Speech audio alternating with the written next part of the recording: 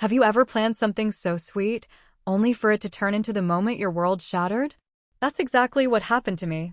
My name's Emily, and just 2 weeks ago, I packed a suitcase, grabbed our 2 kids, and flew across the country to surprise my husband, Mark. He was away on a business trip in Chicago, just 2 weeks, he said. Nothing out of the ordinary. Before we continue, please hit the like button, subscribe to the channel, and turn on the notification bell for updates. But something was off. Liam and Sophie missed their dad. They made drawings for him. Sophie even insisted on wearing her princess dress because, in her words, Daddy will cry when he sees me. Honestly, I thought he would too. I booked the flights. I even coordinated with his assistant, though she sounded weird, like hesitant. But I brushed it off. We were excited. Nervous. I imagined his face lighting up when he opened the door and saw us. I thought it would be one of those unforgettable family memories, the kind you talk about for years. And it was unforgettable. Just not for the reason I hoped. Because when I opened that door, when I saw what was on the other side, everything I believed about my husband cracked wide open. But I'll get to that. First, let me show you how it all began. Have you ever felt too sure of something? Like the moment before the fall, when everything just feels perfect? That's where I was. The idea hit me one morning while packing Liam's lunch. He looked up and asked, "When is Daddy coming back?" I smiled, kissed his forehead, and said, "Soon." But inside, I felt this ache.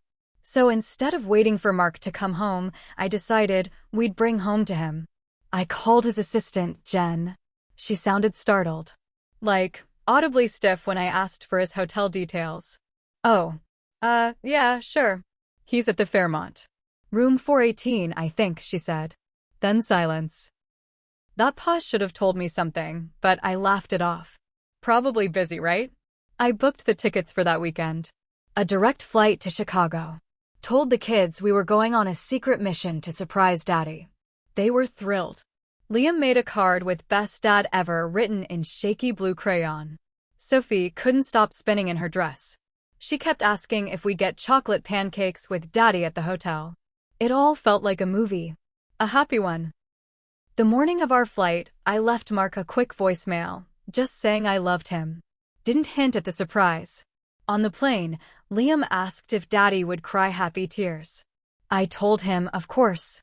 But I was wrong. Because when we landed, something already felt off. Have you ever walked into a place and felt like the walls were holding a secret? That's exactly how it felt when we stepped into the hotel lobby. The Fairmont was nice. Polished marble floors. Too quiet. Almost tense.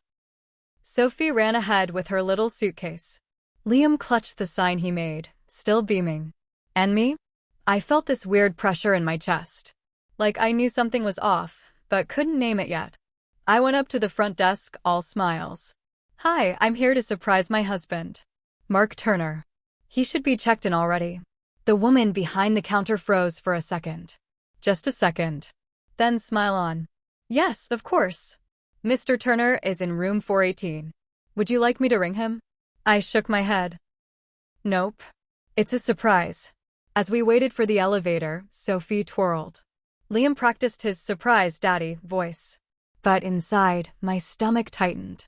Something about the front desk clerk's hesitation, the way she avoided eye contact, it rattled me. But I pushed it aside. 4th floor. Ding.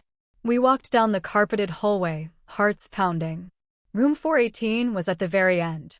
I reached into my bag for the spare keycard they gave me. Slid it in. Green light. I opened the door slowly, expecting joy.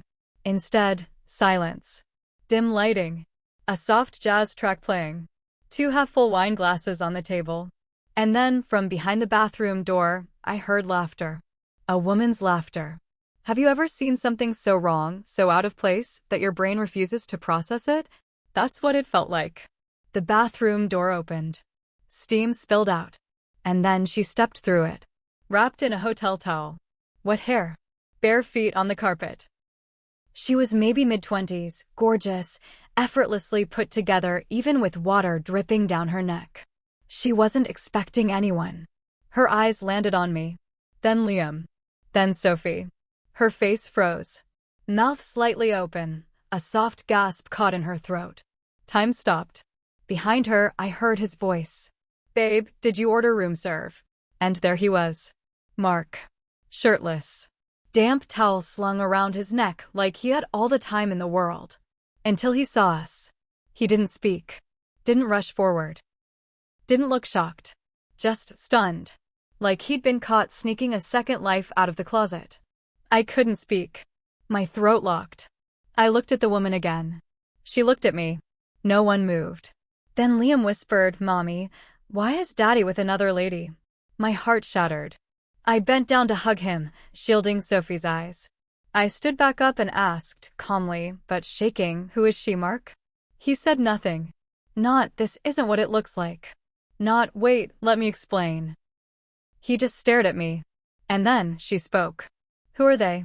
What's worse, the lie you never saw coming, or the truth they don't bother hiding?" Mark finally stepped forward. Tension thick in the room.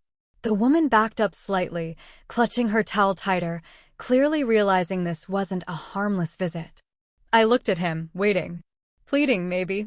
For something. Denial. Guilt. A shred of remorse. Instead, he ran a hand through his hair and exhaled like I'd just caught him being late to dinner. Not cheating in a hotel room while his kids watched. "Emily," he said. "I didn't expect you here. No apology. No shame. Just inconvenience." "You didn't expect me here?" I repeated. "That's what you have to say?" The woman stepped forward, unsure. "Mark, who is she?" "She's my wife," I said coldly. "We're his family." Her face strained. She looked like she'd been slapped with ice water. "You're married? You said you were separated." He turned toward her slowly. "I told you. Last week." That was it. No defense. No cover-up. Just confirmation. I wanted to scream. To throw something. But my kids were right there. So I stayed still. Quiet fury pouring out of every inch of me. And then he looked me dead in the eye. "It wasn't a mistake, Emily." I blinked. "What?" "I didn't mean for you to find out like this, but I'm not sorry. I haven't felt like me in a long time." Sophie clung to my leg. Liam was crying now, quietly. I stared at Mark. This stranger I once knew. And then I turned and walked out of room 418. But what happened after? I never saw coming. Do you know the exact moment your heart stops breaking and starts rebuilding? It was 20 minutes after I left that room. I was sitting in the hotel lobby, both kids asleep on my lap, when it hit me, I wasn't going to cry in front of him. I wasn't going to plead, scream, or wait for some last-minute redemption arc that wasn't coming. I booked a new room. Just for the night. I needed space to think. To breathe. I needed to make one decision, one clear, final choice for me and the kids. That night, I lay awake next to Sophie, who mumbled in her sleep, "I miss Daddy." And I whispered, "Me too." But I didn't miss that version of him. The one with the towel and the secrets and the hollow excuses. I missed the man I thought I married. The next morning, we flew home. No goodbye. No text. No message. Just silence. 3 days later, he sent a long email. I didn't read it. I archived it. Whatever explanation he had didn't change what we saw, or what he chose. I'm not saying I'm okay yet, but I am saying I'm done. And if you've ever found out the truth the hard way, if you've ever knocked on a door you wish you hadn't, then you know. Sometimes, the worst surprise is the one that sets you free. If this story hit home for you, leave a comment. And don't forget to subscribe, because what happened next? Oh, trust me, it's not over.